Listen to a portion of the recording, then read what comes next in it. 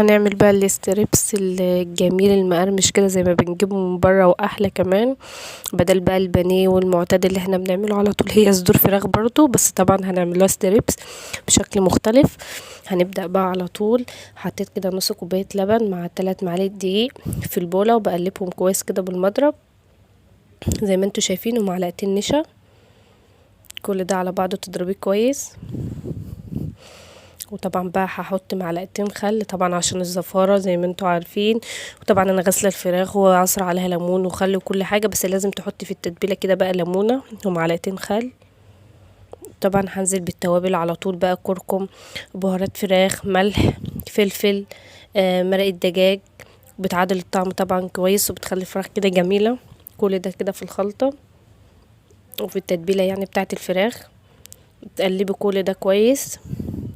لو اول مره بقى تشوفيني ما تنسيش بقى تعملي اللايك والشير. بقلب ده كله بمضرب السلك كده كويس في البوله. طبعا هحط الملح عشان ايه تبقى كده الملح بتاعها مظبوط. طبعا زي ما انتوا شايفين كده لازم التتبيله كده ايه ما تبقاش تقيله ولا خفيفه، تبقى مظبوطه كده. دلوقتي بوريكم الستريبس بيبقى شكله عامل ازاي. تبقى كده الفراخ بنفس الشكل ده كده. طبعا حطيتها في التتبيله كده تغيب ساعتين على الاقل ولا حاجه، اهو 3 ساعات. دلوقتي بقى معايا الدقيق ومعايا معلقتين نشا ومعايا التوابل، فلفل وملح وبهارات فراخ وكركم.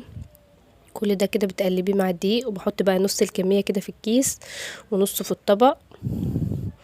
هتشوفوا بقى معايا الخطوه دي. طبعا بطلع كده الفراخ من التتبيله، احطها في الدقيق كده واقلبها كويس في الدقيق، وبعد كده بقى احطها في الكيس. الكيس ده بقى خطوته جميله قوي بحب اعملها.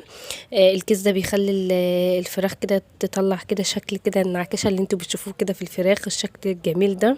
طبعا بترج الكيس كده عشوائي زي ما انتوا شايفين كده، عشان يديكي بقى الشكل الجميل كده زي ما احنا بنشتريها من بره. دلوقتي بقى بطلعها وبوريكم الشكل عامل ازاي. احنا عاوزين الشكل ده كده بالظبط، العشوائي الجميل ده بتاع الاستريبش. دلوقتي بقى حطيت الزيت على النار زي ما انتوا شايفين، ونزلت كده بالفراخ لحد طبعا ما تاخد لون. طبعا ما تقلبهاش الا لما تاخد لون خالص عشان الطبقه الخارجيه دي ما تنزلش من عليها. دلوقتي زي ما انتوا شايفين كده شكلها جميل ازاي. نزلت بقى بالدور التاني يعني من الفراخ. دلوقتي بقى هعمل معاكم المكرونه بقى، المكرونه التقليديه العاديه خالص بس بقى بطريقه جميله. حطيت طبعا الزيت سخن، وبعد الزيت حطيت الطماطم، وحطيت معلقتين صلصه كده عاملاهم في البيت، هتلاقوا طريقتها على القناه.